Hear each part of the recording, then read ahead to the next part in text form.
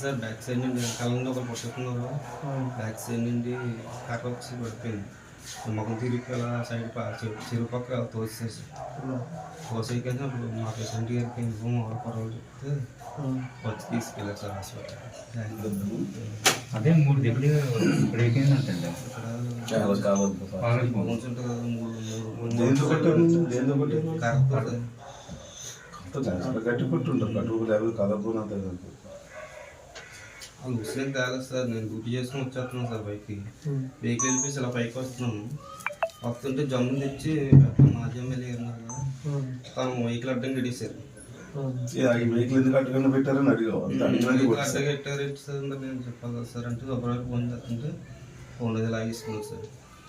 Phone అది లాగేసుకుని శుభ్రం లోపల చేసి నెప్పతుంది సార్. ఎవరైనా సరే ఇంకా పూర్తి చాలా పెద్దది. 3 దగ్గర బ్రేక్ అయిందంటే చూడండి మరి గట్టి కొట్టారు.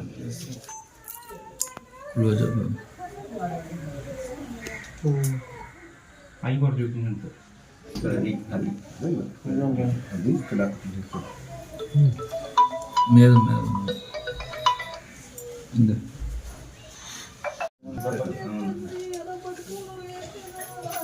ఎలా తిరిగినా కూర్చో. దెబ్బ పట్టుకుంటే పెంచుకుని నొగ్గాను ఇలా పడి ఎడుతున్నాను. బిడ్డని ఎలా పెంచాలో ఎక్కడికి వెళ్ళి ఏం చేసి ఎలా పెంచుకున్నాను కొడుకుని ఈ కోరుకుని అనుకుంటే పెంచుకున్నాను. ఎవరి పరిస్థితి వచ్చింది ఎలాగో నా బతుకుతామని ఎక్కడో ఈరితో చేసి బతుకుతాం బతకనిచ్చినాడు కదా. ఆవిడకి వచ్చి పెన్షన్ కూడా ఏ కోసం ఉపయోగిస్తుంది. ఆవిడకి వచ్చి 4,000 రూపాయల పెన్షన్ కూడా ఎక్కడ వాచ్మెన్ చేస్తే 2 పిల్లలు బాబు లేకపోతే నన్ను బతుకులు గడి కనపడకపోతుండ్రు తండ్రి ఒక బిడ్డడు. నా పేరు గనగల్ల వివేక్ అండి. నేను జిల్లా మత్స్య పారిశ్రామిక సహకార సంఘం విశాఖపట్నం జిల్లాకు చైర్మన్గా పనిచేశాను. అలాగే జిల్లా కేంద్ర సహకార బ్యాంకు DCCBకి కూడా డైరెక్టర్గా పనిచేశాను. మేము ఈరోజు ప్రధానంగా ఆంధ్రప్రదేశ్ మత్స్యకారుల సంక్షేమ సంఘం నుంచి నర్సీపట్నం పరిధిలో సృష్టి కేంద్రం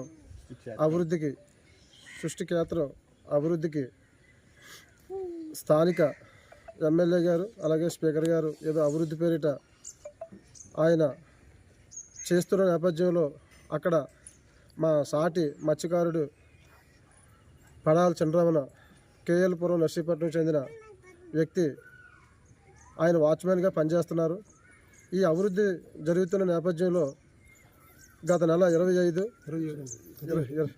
అదే సోమవారం రాత్రి అర్ధరాత్రి పూట ఆయన అక్కడ వాచ్మెన్గా తన విధులు నిర్వహిస్తున్న నేపథ్యంలో మన స్థానిక మాజీ ఎమ్మెల్యే పెట్ల గణేష్ గారు వచ్చి తన వెనుకున్న వ్యక్తుల్ని వాళ్ళ కార్యకర్తలు తీసుకొచ్చి ఆయన లారీ పిక్క దింపుతుంటే ఈయన ఎందుకు ఆపారనేది కారు ఎందుకు పెట్టారని అడిగే పాపానికి గణేష్ గారు ఆయన అనుచరులు కూడా అత్యంత పాశవికంగా కర్రలతో చితకబాది ఆయన్ని ప్రాణాపాయ స్థితిలో అక్కడ పడేయడం జరిగింది. ఈ నేపథ్యంలో అక్కడ నుండి ఆయన హాస్పిటల్కి తీసుకెళ్ళడం, ఆయన గత కొన్ని రోజుల నుంచి హాస్పిటల్లో ఉంటూ ప్రజెంట్ ఇప్పుడు ఆయన ఇంటి వద్దకు వచ్చారు.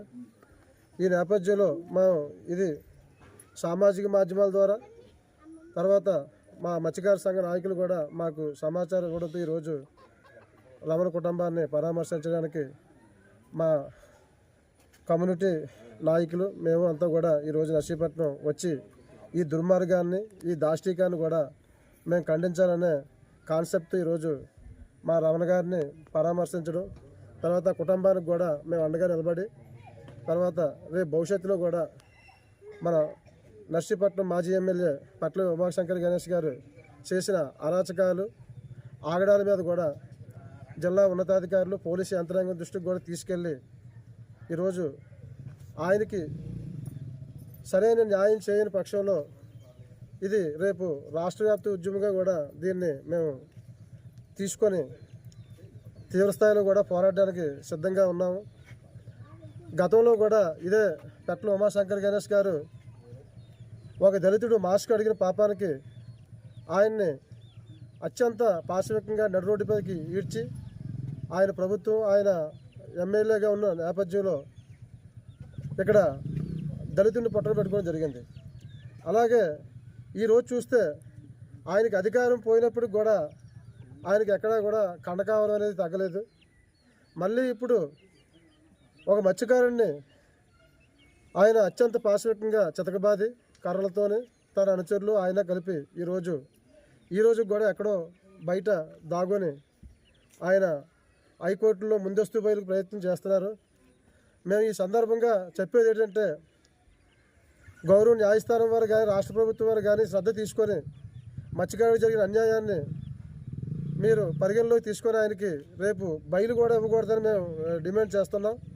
అలాగే ఆయన తక్షణమే ఎక్కడున్నా సరే రాష్ట్ర ప్రభుత్వం ఆయన పట్టుకొని ఛేదించి ఆయన అరెస్ట్ చేయాలి. అలాగే మత్స్యకారు కుటుంబానికి కూడా ఈరోజు రాష్ట్ర ప్రభుత్వం గౌరవ స్పీకర్ అయ్యన్న పాత్రి గారు కూడా పెద్దలు ఆయన కూడా ఆ కుటుంబానికి న్యాయం జరగడానికి రాష్ట్ర ప్రభుత్వం నుంచి తగిన సహకారం ఇవ్వాలి. అలాగే కుటుంబాన్ని వాళ్ళ అమ్మాయి ఇంటర్మీడియట్ చదువుకుంది, ఆమెకు కూడా ఏదో ఒక మంచి కాలేజీల్లో విద్యా సౌకర్యాలు కూడా కల్పించాలని కూడా మేము ఈ సందర్భంగా కోరుతున్నాము. అలాగే గతంలో దళితుడు ఇప్పుడు మత్స్యకారుడు ఇలాగ ఆయన ఆగడాలు అధికారం ఉన్నా లేకపోయినా ఆయన అరాచకాల పరంపర కొనసాగుతూనే ఉంది. ఎందుకంటే వాళ్ళ మైండ్ సెట్ ఇంకా మారలేదు. ఇంకా మేమే అధికారంలో ఉన్నాం, ఇంకా మేమే ఏది చేసినా సాగిపోద్ది. అరాచకాల పరంపర అనేది ఇది వాళ్ళు పార్టీ డిఎన్ఏలో ఉందో మరి ఏంటో తెలియదు. కానీ ఈ విధంగా గణేష్ గారు చేయడం అది పద్ధతి కాదు.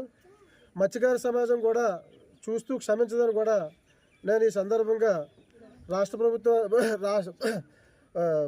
వాళ్ళు అధ్యక్షులకు కూడా నేను ఈ సందర్భంగా మేము హెచ్చరిస్తున్నాం.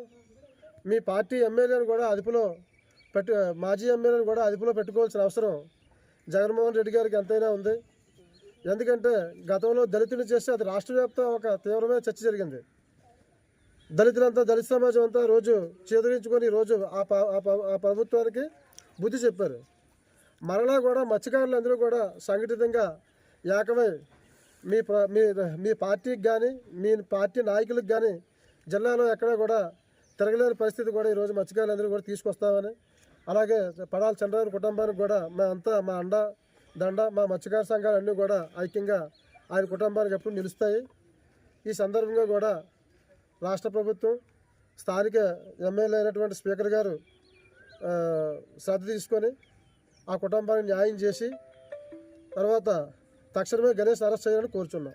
ఏమండి, ఇప్పుడు మీ రమణ గారి గాయాలైన రమణ గారికి మీ రాష్ట్ర అధ్యక్షుడిగా మీరందరూ కలిసి ఏమైనా ఆర్థిక సహాయం అందజేశారా? మా సంఘాలతో మాట్లాడి తప్పకుండా చేసే కార్యక్రమం చేస్తామండి. తర్వాత ప్రభుత్వం నుంచి కూడా ఆయనకి తగిన న్యాయం జరగడానికి, అలాగే స్థానిక స్పీకర్ గారి ద్వారాగా, అలాగే ప్రభుత్వం పెద్దల దృష్టికి కూడా మా జిల్లా ఇన్ఛార్జి మినిస్టర్ కొల్లి రవీంద్ర గారి దృష్టికి కూడా తీసుకెళ్ళి ఎవరైతే దోషులు ఉన్నారో వీళ్ళు అరెస్ట్ చేయాలనేది ఒక కాన్సెప్ట్ అయితే, తర్వాత కుటుంబాన్ని ఆదుకోవాలనేది ఒక కాన్సెప్ట్గా మేము తీసుకొని తర్వాత రేపు భవిష్యత్తులో కూడా మా మత్స్యకార సంఘాలన్నీ కూడా ఈ కుటుంబానికి న్యాయం జరిగిన పక్షంలో మేము తీవ్రస్థాయిలో రోడ్డెక్కి ఉద్యమించడం జరుగుతుందండి.